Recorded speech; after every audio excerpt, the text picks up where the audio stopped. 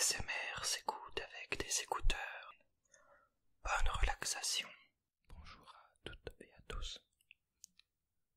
On se retrouve aujourd'hui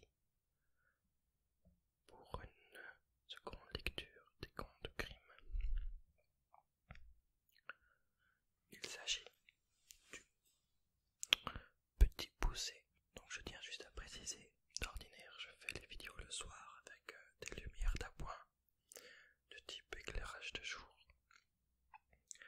Aujourd'hui je suis dans ma véranda et il fait assez beau bien qu'il vient de neiger avant. Et donc je profite de la lumière naturelle du soleil. Donc je vais essayer de ne pas faire trop d'ombre. Je m'en excuse si par hasard ça gêne. Voilà, mais je serai plutôt concentré sur la lecture. C'est parti. Il était une fois un bûcheron et une bûcheronne qui vivaient au cœur d'une forêt profonde, dans une misérable chaumière. Ces pauvres gens n'avaient pour toute richesse que leurs 7 enfants, pour la plupart des jumeaux et des jumelles, âgés de 7 à 10 ans. Le cadet répondait au nom de Petit Poucet parce qu'il était né minuscule et avait bien du mal à grandir. Il parlait peu, ce qui le faisait passer pour un peu simplé. Mais son regard vif montrait que son intelligence était en fait très développée. Les années difficiles se succédaient et partout les miséreux mouraient de faim dans les campagnes. Alors que l'été avait été particulièrement pluvieux et que la récolte était encore plus maigre que les précédentes, le couple de bûcherons se trouva bientôt privé de toute nourriture. Depuis de nombreuses semaines, l'unique repas qu'ils donnaient chaque soir à leurs enfants n'était plus constitué que d'un gobelet d'eau, de vieux pain rassis et de quelques racines bouillies. Les petits étaient pâles à faire peur et si maigres que l'on pouvait compter leurs côtes.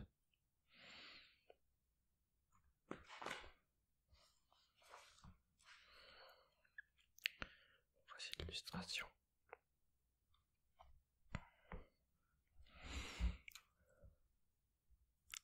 Un soir, alors que leur mère les avait couchés, le ventre presque vide, elle retourna s'asseoir à la table où l'attendait son mari, accablé de fatigue et de désespoir. Se tenant la tête entre les mains, « Nous ne pouvons plus continuer ainsi, » se lamenta la pauvre femme. « Encore une semaine et nous verrons nos enfants mourir de faim sous nos yeux. »« Je n'y puis m'y résoudre, » lui répondit son mari, les joues couvertes de larmes. « Les voir souffrir ainsi me brise le cœur. Je préfère encore les perdre dans la forêt que de les voir périr devant moi. »« Tu n'y penses pas » s'écria sa femme, si fort qu'elle réveilla le Petit Poucet. L'enfant se glissa jusqu'à la porte de la pièce à vivre et écouta. Le bûcheron finit par décider son épouse qu'il serait moins pénible de les abandonner vivants, en espérant que la Providence voudrait bien veiller sur eux, que de les voir mourir sous leur toit. Demain matin, nous les conduirons au plus profond des bois.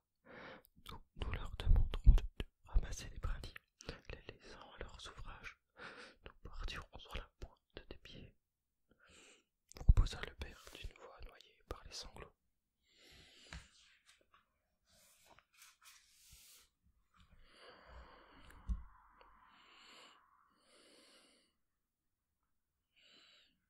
Petit malin là,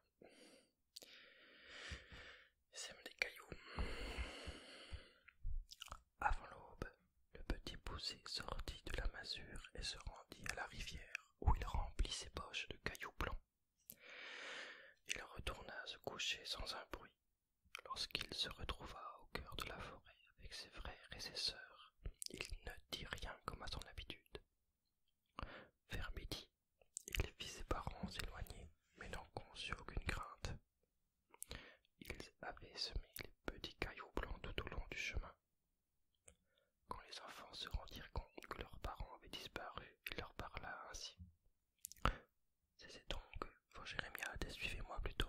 serons rentrés à la maison sous peu. Et c'est ainsi que le petit Poucet ramena ses frères et sœurs chez eux avant la nuit. Parvenus devant la porte de la chaumière, ils n'osèrent pas entrer, et coururent se cacher dans les tables vides qui jouxtaient la pièce à vivre. À l'intérieur, les parents se désolaient du tour que leur sort venait de leur jouer. Le seigneur, qui leur devait 100 sous depuis longtemps, venait de les faire porter, et ils avaient pu acheter de quoi manger pour longtemps. La bûcheronne disputait violemment son mari, lui reprochant d'avoir eu cette cruelle idée. Ah, que ne donnerais-je pour revoir mes chers petits, leur servir un bon repas et les regarder manger de bon appétit. Sur ces mots, les 7 gamins, criant et riant, se précipitèrent dans les bras de leurs parents ivres de joie, et se mirent à table pour déguster le repas que leur père leur servit de bon cœur.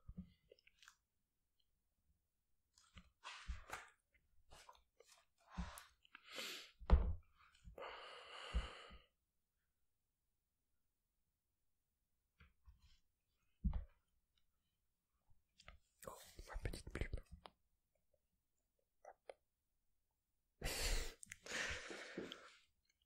Au fur et à mesure que les 100 sous fondaient dans la bourse du bûcheron, l'angoisse des parents augmentait, et aucune rentrée d'argent n'était à prévoir, si bien que quelques semaines plus tard, le garde-manger était à nouveau vide.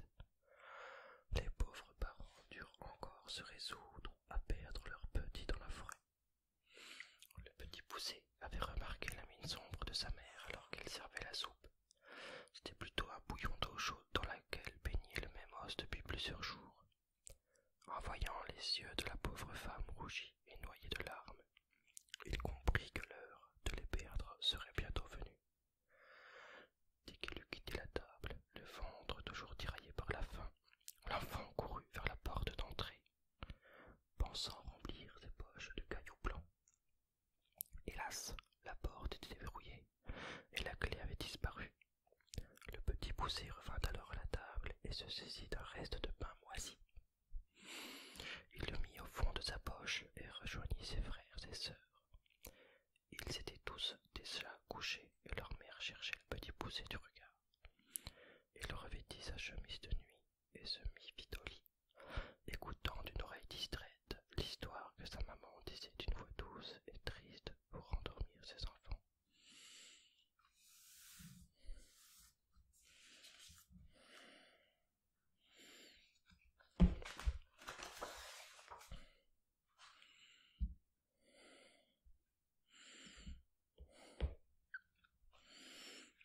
Au matin, comme il l'avait pressenti, le petit Poucet dut accompagner ses parents dans la forêt avec ses frères et sœurs. Il prit soin de laisser tomber des miettes de ses poches. Lorsque les enfants prirent conscience que père et mère avaient disparu, ils surent qu'ils étaient de nouveau perdus en pleine forêt. Le petit Poucet, certain que les miettes leur indiqueraient comment rentrer chez eux, interrompit les cris et larmes en demandant aux autres enfants de le suivre.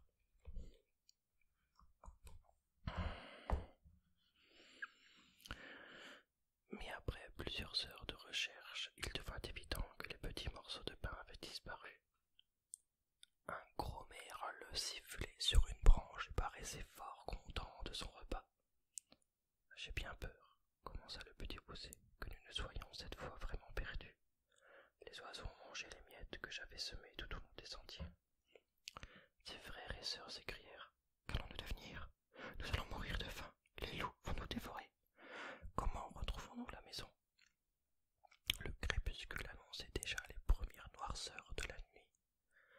Les enfants étaient si effrayés que le petit Poucet, forçant la voix, leur dit: « Je vais grimper en haut de ce grand arbre et rechercher une maison. Nous y passerons la nuit et demanderons notre chemin. » Parvenu au fait du plus haut chêne, il scruta l'horizon. Une mer d'arbres sombres ondulait au dernier vent du soir. Pas de chaumière, pas de cabane, pas la moindre lumière ne s'offrit à sa vue. Il s'apprêtait à redescendre bredouille lorsqu'il entrevit une lueur au fond d'un vallon. « Nous sommes sauvés !» s'écria-t-il. « Suivez-moi !»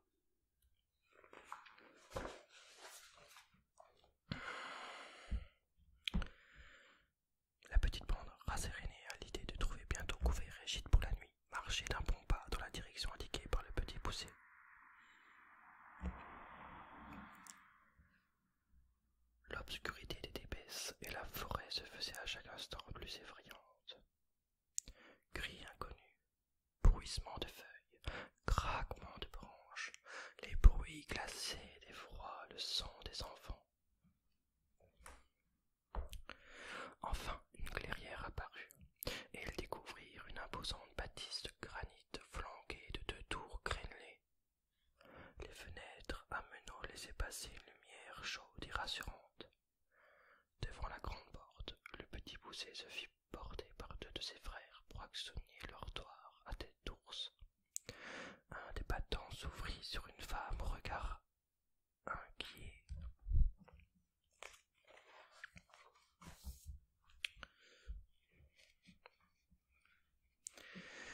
Le petit Poucet se présenta ainsi. Nous sommes 7 enfants égarés dans la forêt. Nous avons grand faim et voudrions nous abriter pour la nuit. Pouvez-vous nous offrir l'hospitalité? Mais pauvre petit, répondit la châtelaine, vous vous trouvez en la demeure de monseigneur l'ogre, qui considère les enfants comme son mets préféré. Sauvez-vous vite avant qu'il ne rentre de la chasse et ne songe à vous dévorer. Quitte à servir de pitance, autant rester au chaud chez vous, supplia l'enfant. Dans la forêt, nous ne ferons que nourrir les bêtes féroces, et dans le noir en plus. Par pitié, cachez-nous juste pour cette nuit.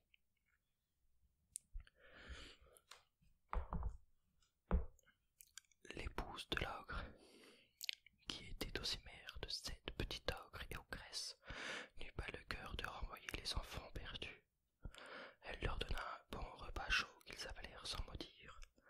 Puis elle leur installa un lit de fortune dans l'immense garde-manger, leur laissant une bougie pour toute lumière. Elle referma la porte en leur recommandant de ne pas faire de bruit. À peine avait-elle refermé la clenche sur eux que l'ogre fit irruption dans l'entrée du manoir hurlant. J'ai chassé jusqu'à la nuit, et cela me donne une faim de loup. Va me ranger ces perdrix et sers mon dîner. Quand il se fut attablé, le cruel époux se mit à déchirer un lapin dégoulinant de sauce, tout en vidant d'un trait une pinte de vin rouge. Soudain il se figea, les narines grandes ouvertes, et se mit à grogner. Cela sent la chair fraîche. Ce sera l'odeur de vos perdrix, mon bon ami, répondit-elle, la voix hésitante.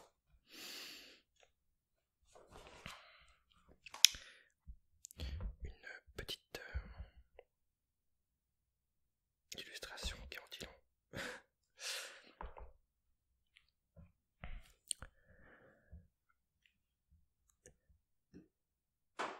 Je ne vous parle pas de viande morte.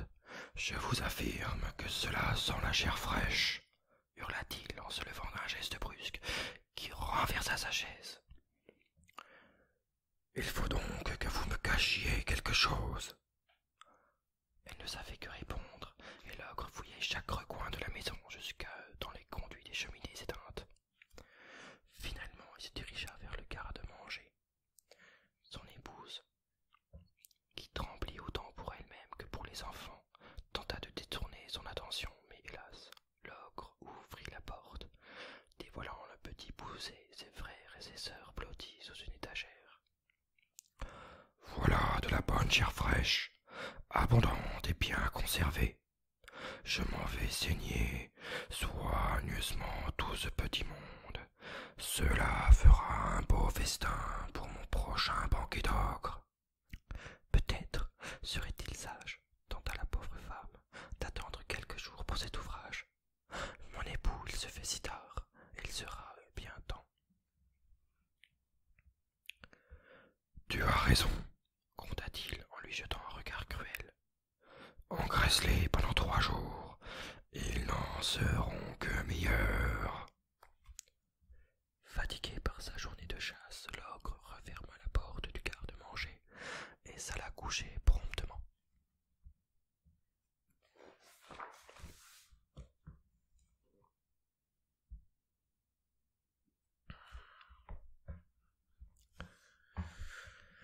La châtelaine conduisit les enfants dans une chambre meublée de 2 grands lits. 4 petits ogres dormaient dans l'un et 3 petites ogresses dans l'autre.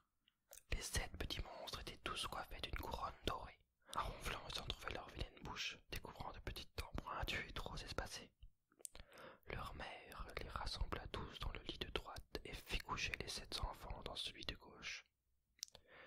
Coiffée d'un bonnet de nuit bleu, ayant posé un dernier regard attendri sur ses petits, elle souffla les 2 lampes à l'huile et referma doucement la porte. Dès que les pas de la châtelaine se furent éloignés, le petit poussé bondit hors du lit, arracha les bonnets de ses frères et sœurs et se glissa jusqu'au lit des petits ogres et ogresses. Il remplaça sur leur front bombé les couronnes par les bonnets, et revenant à son lit sur la pointe des pieds, il fit porter une couronne à chacun des siens.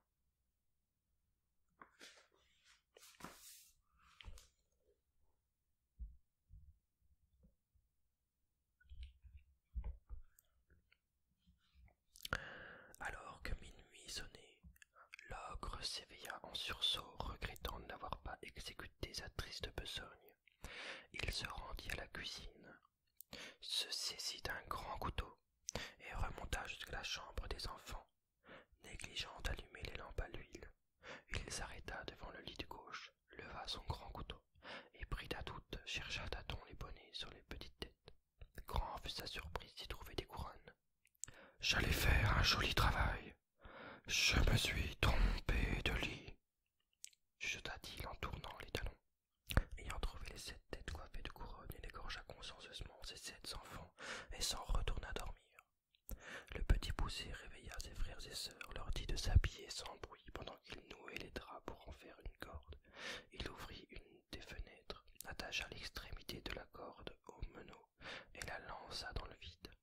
Il fit descendre un à un les enfants le long du haut mur du manoir, sortant de la pièce en dernier.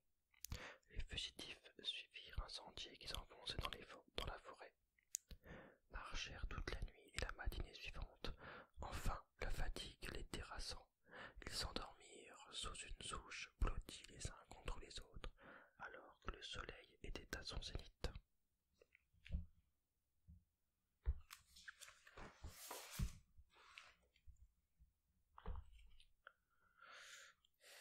Au matin, l'ogre fut arraché à ses rêves par les cris d'horreur et de désespoir de sa pauvre femme qui venait de trouver leurs 7 petits égorgés. Fou de douleur et furieux de s'être fait ainsi flouer, l'ogre avait chaussé ses bottes de 7 lieues et s'était lancé à la recherche des enfants. Bondissant de colline en vallon grâce à ses souliers magiques, il inspecta ainsi toute la contrée. Ne trouvant aucun indice, il se sentit soudain épuisé et s'allongea contre un arbre à 2 pas d'où dormaient les enfants.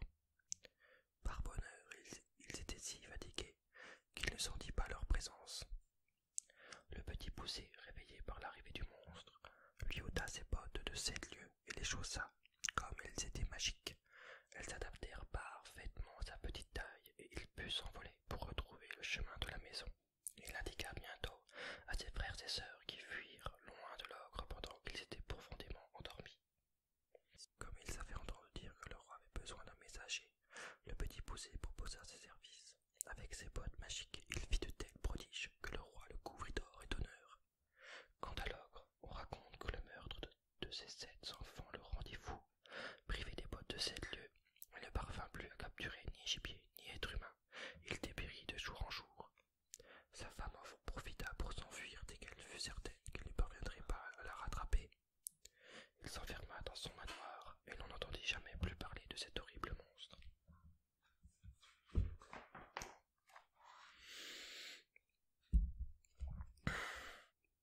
Le petit poussé devint un des personnages parmi les plus importants du royaume. Il aida ses frères et ses sœurs à s'établir